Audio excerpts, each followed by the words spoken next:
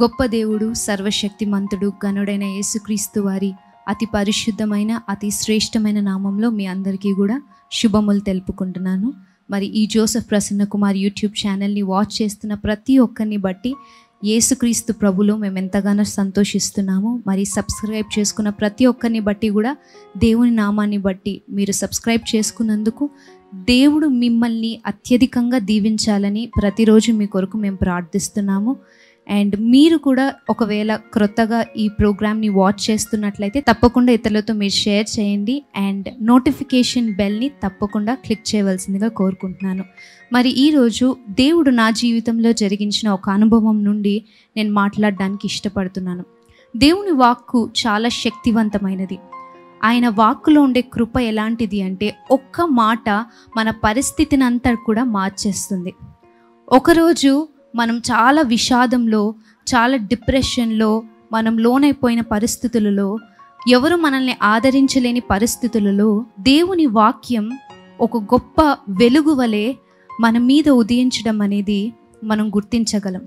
అలాంటి ఒక సంఘటనని నేను మీతో పంచుకోవాలని నేను కోరుకుంటున్నాను. కీర్తనలు 94:19 కీర్తనల గ్రంథం 94:19 వచనాన్ని నేను చదవబోతున్నాను.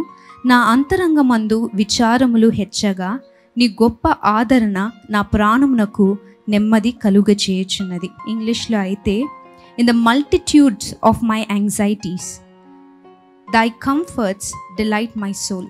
In the multitude of my anxieties thy comforts delight my soul. మరి ఈ వాక్యాన్ని నేను ఎందుకు ఇన్నిసార్లు చదివించాను అంటే, ఈ వాక్యం ఒక్కటి నా పరిస్థితిని అంతా ఒక రోజులో మార్చేసింది. మరి ఒక డైజెస్టివ్ డిజార్డర్తో నేను సఫర్ అవుతూ నిన్నాను. మరి ఆ డైజెస్టివ్ ప్రాబ్లం వల్ల నేను ప్రతిరోజు కూడా ఎంతో కడుపు నొప్పి అండ్ బాత్రూమ్కి వెళ్ళిన ప్రతిసారి కూడా ఎంతో పెయిన్ అనమాట. ఈ పరిస్థితి గుండా నేను వెళ్తున్నాను. ఒక డాక్టర్గా నేను చేయగలిగిన ప్రతి ప్రయత్నాన్ని నేను చేశాను. తీసుకోవాల్సిన మెడిసిన్స్ తీసుకున్నాను, తీసుకోవాల్సిన ఆహారాన్ని తీసుకున్నాను. మరి ఏం చేస్తున్నప్పటికీ కూడా నా పరిస్థితి మెరుగుగా మారట్లేదు. ఇంకా నా దగ్గర వేరే ఆప్షన్ ఏం లేకుండా పోయింది. అండ్ అప్పుడు కరెక్ట్గా ఎగ్జామ్స్ టైం, నా final exams, post graduate final exams, అప్పుడు ఇలాంటి పరిస్థితిని నేను ఎదుర్కొన్నాను. అండ్ ఆ టైంలో ఎవరు నాకు స్పందించడానికి, ఫ్రెండ్స్ నాకు హెల్ప్ చేయడానికి కొంతమంది ఉన్నారు, కానీ వాళ్ళ టైంని వాళ్ళు నా కొరకు వెచ్చించలేని పరిస్థితి. ఎందుకంటే వాళ్ళకి చదువుకోవాల్సింది చాలా ఉంటుంది, వాళ్ళని నేను ఇబ్బంది పెట్టలేను. కానీ కొంతమంది దగ్గరికి వెళ్ళాను, కొంతమంది సజెషన్స్ తీసుకున్నాను. నాకు తెలిసిన దానికంటే ఎక్కువగా ఎవరు ఎలాంటి ట్రీట్మెంట్ని సజెస్ట్ చేయలేదు. సో నేను అదే బాధపడుతూ ఏం చేయాలో అర్థం కాకుండా 3 days కంటిన్యూస్గా ఇలాగే సఫర్ అవుతూ ఉన్నాను. ఇంకా నాకేం చేయాలో అర్థం కాలేదు. చాలా ఏడుపు వస్తుంది. చేసిన ప్రతి ప్రయత్నం కూడా విఫలమవుతుంది. ఇంకా అప్పుడు నాకు తెలిసింది ఒక్కటే, నేను ఎప్పుడైతే నిరాశ పొందుతున్నానో, ఎప్పుడైతే నేను హోప్ని కోల్పోతూ ఉన్నానో, అప్పుడే నేను దేవుని మీద ఆధారపడాలనే ఒక పాఠాన్ని దేవుడు నాకు నేర్పించాడు. నా జీవితంలో ఎప్పుడైతే నిరీక్షణకి ఆధారం లేదో, ఎప్పుడైతే మనము హోప్ని కోల్పోతూ ఉంటామో, ఆ పరిస్థితిలో దేవుని మీద ఎక్కువ ఆధారపడాలి అనే ఒక చిన్న సూత్రాన్ని నేను నేర్చుకున్నాను.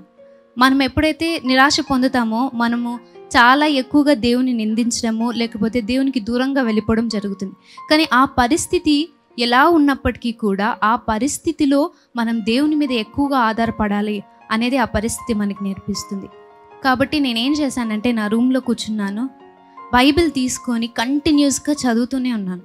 నేను ఏం చదవాలో నాకు అర్థం కావట్లేదు, కానీ బైబిల్ తీసి నాకు ఏం వచనాలు వచ్చాయో అది చదువుకుంటూ పోతూ ఉన్నాను. ఒక మాట దగ్గర నేను అడుగుతున్నాను దేవుణ్ణి, దేవా ఏదైనా ఒక మాట నాకు చూపించు, నేను వెళ్తున్న ఈ పరిస్థితిలో నాకు కంఫర్ట్నిచ్చే ఒక మాటను నాకు చూపించు అని అడుగుతున్నప్పుడు దేవుడు నాకు ఈ వచనాన్ని చూపించాడు. కీర్తనలు 94:19 వచనం. In the multitude of my anxieties. అంటే నా పరిస్థితికి చాలా తగినట్లుగా మరి ఆ వచనం వచ్చిందనమాట. నా హృదయాన్ని అది ఎంతగానో హత్తుకుంది. మరి నా పరిస్థితి నువ్వు చూస్తున్నావు దేవా, నా యాంగ్జైటీని నువ్వు చూస్తున్నావు, నువ్వు కంఫర్ట్ చేయడానికి ఈ మాటను నాకు ఇచ్చావు. నేను దేవునిలో ఎంతగానో సంతోషించాను, దేవుని స్తుతించాను. నా పరిస్థితి ఎలా ఉన్నప్పటికీ, అప్పటికీ ఇంకా నా పరిస్థితి బాగుగా కాలేదు, ఇంకా మెరుగుపడలేదు, కానీ ఆ పరిస్థితిలో నేను దేవుని స్తుతించడం ప్రారంభించాను. స్తుతించడం ప్రారంభించిన తర్వాత కొద్దిసేపటికి మరి నేను వెళ్తున్న ఆ కడుపు నొప్పి, నేను వెళ్తున్న ఆ ప్రాబ్లం అంతా కూడా వితిన్ ఒక హాఫ్ అన్ అవర్లో కంప్లీట్గా కూడా రిలీవ్ అయిపోయింది. నేనే షాక్ అయిపోయాను. ఇన్ని రోజులు 3 రోజులుగా నేను ఈ ప్రయత్నం చేస్తున్నాను, నేను ఈ ప్రయత్నాలన్నిట్లో కూడా నేను విఫలమవుతున్నాను, ఏ మెడిసిన్ తీసుకుంటున్నా నాకు బెటర్ అవ్వట్లేదు. కానీ నేను చదివిన ఈ ఒక్క వాక్యం, దేవుడు పంపించిన ఈ ఒక్క వాక్కు నన్ను ఒక క్షణంలో, కొన్ని నిమిషాల్లో అది బాగు చేయగలిగిన శక్తి కలిగింది అనే విషయాన్ని నేను రోజు గ్రహించాను. In the multitude of my anxieties, నాకున్న ప్రతి ఒక్క యాంగ్జైటీలో ఆయన his word gives me the comfort. ఆయన యొక్క వాక్కు నాకు నెమ్మదిని కలగజేస్తుంది. ఈరోజు మీరు వెళ్తున్న పరిస్థితుల్లో there might be multiple things for which you are anxious about. మీ జీవితంలో మీకు యాంగ్జైటీని కలిగిస్తున్న పరిస్థితులు ఎన్నైనా కావచ్చు, కానీ దేవుని ఒక్క మాట మీ పరిస్థితిని, మీ రోజును మార్చగలదు. కాబట్టి మీ రోజుని దేవుని వాక్యంతో ప్రారంభించండి.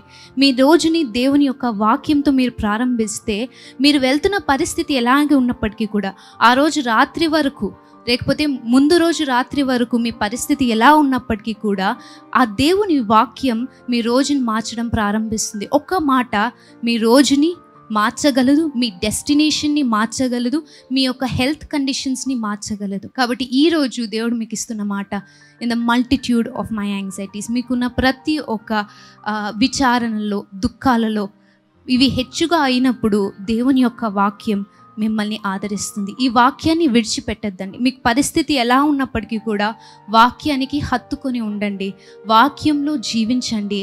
ఆ వాక్యంలో ఉన్న జీవమే మీ పరిస్థితులలో జీవాన్ని కలగజేస్తుంది. It will cause life into your death situations. మీ ప్రతి మృతతుల్యమైన పరిస్థితిలోకి ఆయన జీవం ప్రవేశిస్తుంది.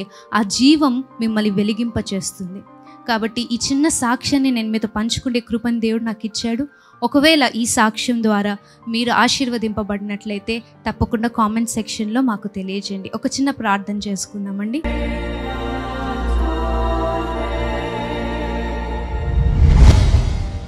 మహోన్నతుడా, సర్వశక్తిమంతుడా, గనుడా, గొప్ప దేవా, నీకు స్తోత్రం తండ్రి. నిజముగా మీ వాక్యం ఎంతో శక్తి గలది తండ్రి. నీ ఒక్క మాట మా పరిస్థితిని మార్చగలదు.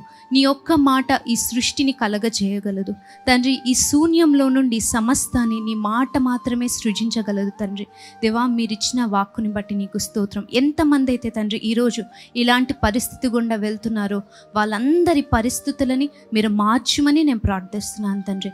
ఆర్థిక ఇబ్బందులలో ఉన్న వారిని మీరు దర్శించండి తండ్రి. మరి లేమిలో ఉంటున్న వారిని మీరు దర్శించండి తండ్రి. మీరు జాబ్స్ లేకుండా బాధపడుతున్న వారిని మీరు దర్శించండి. అదేవిధంగా తండ్రి హెల్త్ ప్రాబ్లమ్స్ చేత బాధపడుతున్న వాళ్ళని తండ్రి, డైజెస్టివ్ డిజార్డర్స్ చేత బాధపడుతున్న వాళ్ళని తండ్రి, అదేవిధంగా తండ్రి మరి వాళ్ళ శరీరంలో ఎన్నో సమస్యలను అనుభవిస్తూ తండ్రి బాధపడుతున్న నీ బిడ్డలందరినీ జ్ఞాపకం చేసుకొని తండ్రి స్వస్థతని మీ వాక్కు ద్వారా విడుదల చేయమని నేను ప్రార్థిస్తున్నాను. నీ రక్తంలో ఉన్న శక్తిని వాళ్ళు మీరు ప్రవహింప చేయమని నేను ప్రార్థిస్తున్నాను తండ్రి. దేవా, కృప కలిగి తండ్రి వాళ్ళ జీవితాలని ఫలవంతంగా మార్చమని నేను ప్రార్థిస్తున్నాను తండ్రి. ఎవరైతే ఎగ్జామ్స్ కొరకు ఎదురు చూస్తూ తండ్రి కాంపిటేటివ్ ఎగ్జామ్స్ రాస్తున్నారో వారికి కావాల్సిన జ్ఞానాన్ని తండ్రి మెండుగా దయచేయమని నేను ప్రార్థిస్తున్నాను తండ్రి. దేవా, గొప్పదైన విజయాన్ని అనుగ్రహించండి, గొప్పదైన విజయాన్ని అనుగ్రహించి నీ నామానికి మహిమ కలగజేసుకోమని ప్రార్థిస్తూ తండ్రి, మేము చేసిన ప్రతి విన్నపానికి మీరు అవును ఆమెన్ అంటున్నందుకు మీకే స్తుతి, మీకే మహిమ, మీకే ప్రభావంలో ఆరోపించుకుంటూ యేసుక్రీస్తు వారి నామంలో ప్రార్థించి అడిగి వేడుకొని పొంది ఉన్నాం తండ్రి, ఆమెన్. మీరు చూస్తున్న ఈ channel Joseph Prasanna Kumar YouTube channel అండి. తప్పకుండా సబ్స్క్రైబ్ చేయండి అండ్ నోటిఫికేషన్ బెల్ని క్లిక్ చేయవలసిందిగా కోరుకుంటున్నాను. ఒకవేళ మీ ప్రేయర్ రిక్వెస్ట్ ఏవైనా ఉన్నట్లయితే కామెంట్ సెక్షన్లో మీరు మాకు తెలపచ్చు. God bless you all. Amen.